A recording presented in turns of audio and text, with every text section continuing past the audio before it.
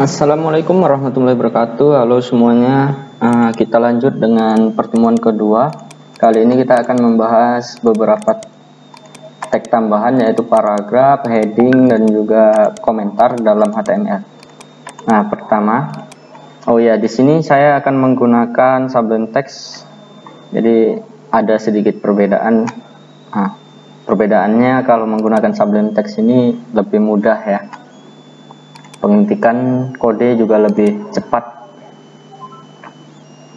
Oke, saya masukkan foldernya.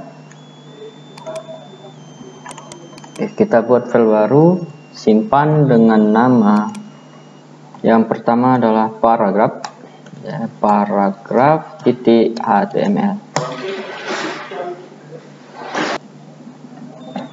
Oke, setelah di save, kita lanjutkan ke tag awal yaitu HTML. Nah, oke. Jadi sini judulnya paragraf di dalam HTML. Nah, kita simpan. Selanjutnya pada bagian body kita akan belajar mengenai paragraf. Nah, paragraf ini elemennya, tagnya dimulai dengan P. Nah, singkatan dari paragraf. Oke, contohnya di sini saya tulis, ini dia. Oke, kita simpan, kita coba jalankan desktop HTML, kemudian nih paragraf ya. Kita double klik, kita lihat hasilnya. Nah, ini dia. Nah, di dalam paragraf kalau di Office biasanya ya, itu ada perataan, yaitu perataan kiri, kanan, tengah maupun kanan kirinya. Nah, kita juga bisa menambahkannya. Di dalam paragraf ini ada yang namanya atribut. Nah, jadi di dalam tag HTML ini ada yang namanya atribut. Atribut itu adalah informasi tambahan dari sebuah tag. Jadi di sini tag paragraf kita tambahkan informasi apa? Dia mau rata kanan contohnya. Jadi atribut ini ada banyak. Salah satunya kalau di paragraf ini kita bisa menggunakan alison atau aling ya biasanya. Nah, atribut ini penulisannya adalah nama atributnya, kemudian sebelum nilainya kita gunakan tanda sama dengan dan petik 2. Maksudnya double petik ya. Boleh petik 1 ataupun boleh petik 2, yang jelas dia berpasangan. Nah, nilainya ada di dalam petiknya. Contoh, alison kalau kanan bahasa Inggrisnya adalah right, maka kita gunakan right contoh. Nah, ini sebelumnya ratanya ada di bagian kiri. Kita coba refresh. Nah, dia menjadi bagian sebelah kanan. Kemudian di paragraf ini perataannya ada 4 nilai ya. Ada right atau defaultnya left, rata kiri. Nah, ini jadi nggak ada bedanya sama yang tanpa atribut tadi. Nah, ini ya. Defaultnya itu adalah left. Oke, yang ketiga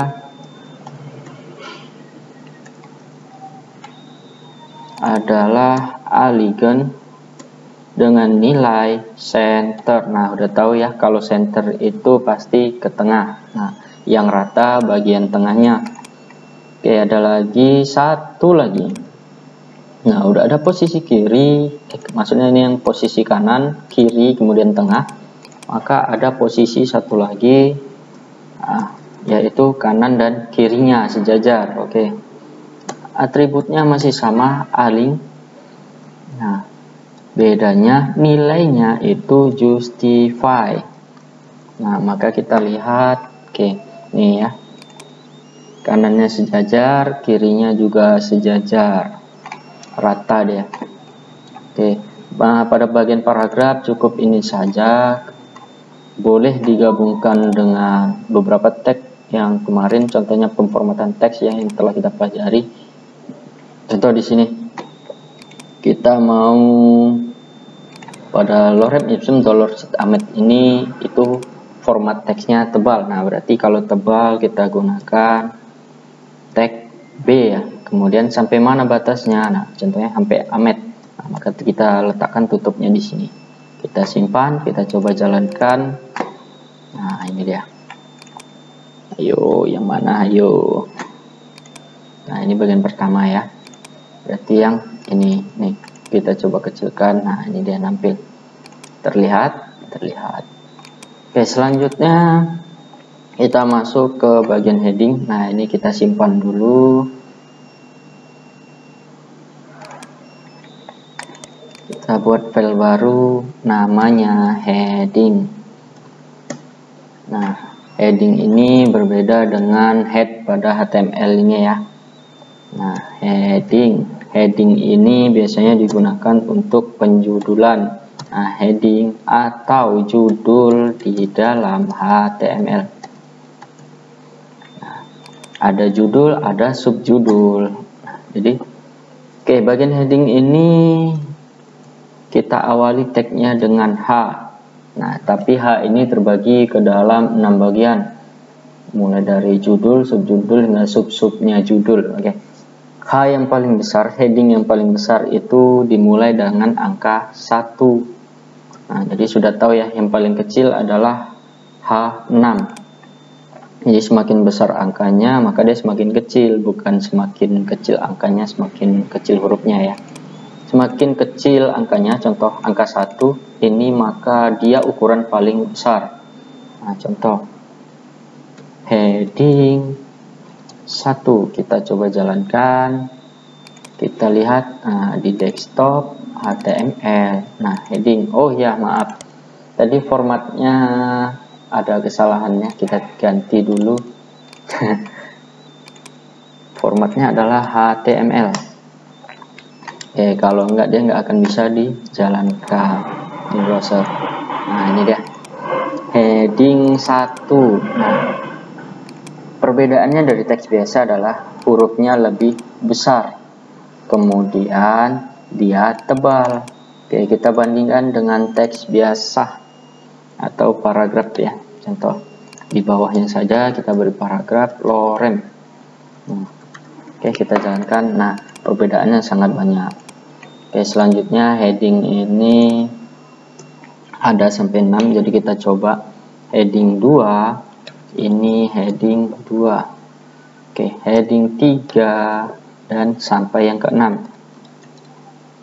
Heading 3 H4 berarti heading 4, H5, heading 5, H6. Nah, ini yang terakhir heading 6. Oke, kita coba jalankan dan simpan dan jalankan ya. Ini heading 6. Walaupun ukurannya lebih kecil dari teks biasa, yang namanya heading ini ketetapan awalnya itu memiliki ciri-ciri hurufnya tebal. Nah, jadi terlihat ya, walaupun dia paling kecil itu tetap tebal.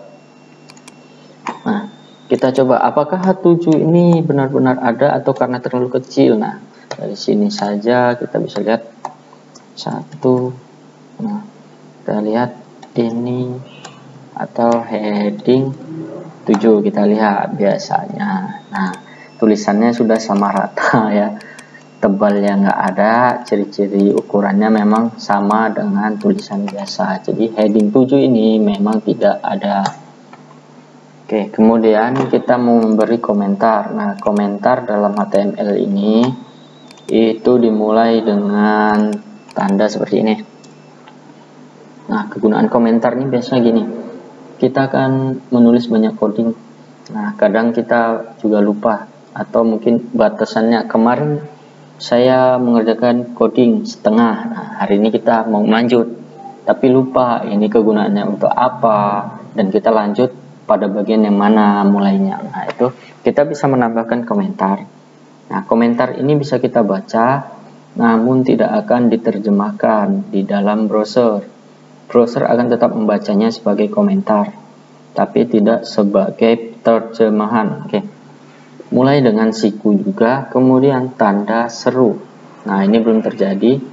Nah, kemudian agar komentar, maka kita tambahkan dash atau tanda kurang ya, sebanyak 2. Nah, ketika ini kita jalankan, maka seluruhnya akan terbaca sebagai komentar, jadi kosong. Nah, batas akhirnya dia memiliki tutup.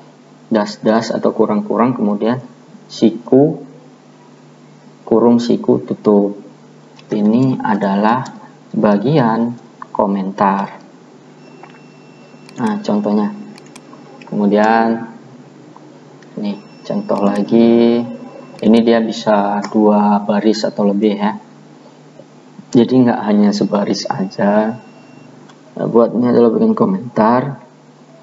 Ini adalah awal dari elemen heading. Oke. Nah, sampai bagian sini. Yang bawah kita tambahkan juga ini bagian akhir dari heading. Nah, ini kita coba jalankan. Nah, ini heading akan tetap terbaca dan tulisannya juga yang komentar ini abu-abu ya warnanya. Nah, kalau begini ini akan diterjemahkan dan tidak dianggap sebagai komentar karena sudah ditutup komentarnya. Nah, ini lagi komentar. Kemudian heading dan paragraf. Nah, ini tidak akan tampil di browser. Nah, tidak ada kan? Nah, tapi cara melihatnya view page source. Nah, ini komentar akan tetap dibaca namun tidak diterjemahkan pada bagian view kita. Oke, jadi cukup sampai sini. Kalau ada belum paham boleh ditanyakan di komentar atau tanya secara langsung. Oke, contoh juga kalau sebelumnya kita contohnya ya. Kita mau paragraf ini tidak nampil untuk sementara saja, tapi dia tetap ada. Jadi sewaktu-waktu kita membutuhkannya, kita hanya perlu menghapus komentarnya. Contoh, ini ada paragraf atau headingnya yang kita hapus ya, heading. Oke, ini kita, nah di sini, ini kita tambahkan komentar nih. Jangan lupa siku buka, kemudian tanda seru dan tanda kurang-kurang. Nah, sampai bagian mana? Contoh sampai bagian heading 3 ini kita nggak mau tampilkan ya. Nah, ini kita tutup di sini. Oke, kita coba jalankan. Nah, maka heading 1, 2, dan 3 tidak akan nampil. Oke, kita lihat sumber kodenya. Nah, 1, 2, 3 terbaca sebagai komentar. Oke, sampai di sini saya akhiri. Terima kasih. Assalamualaikum warahmatullahi wabarakatuh.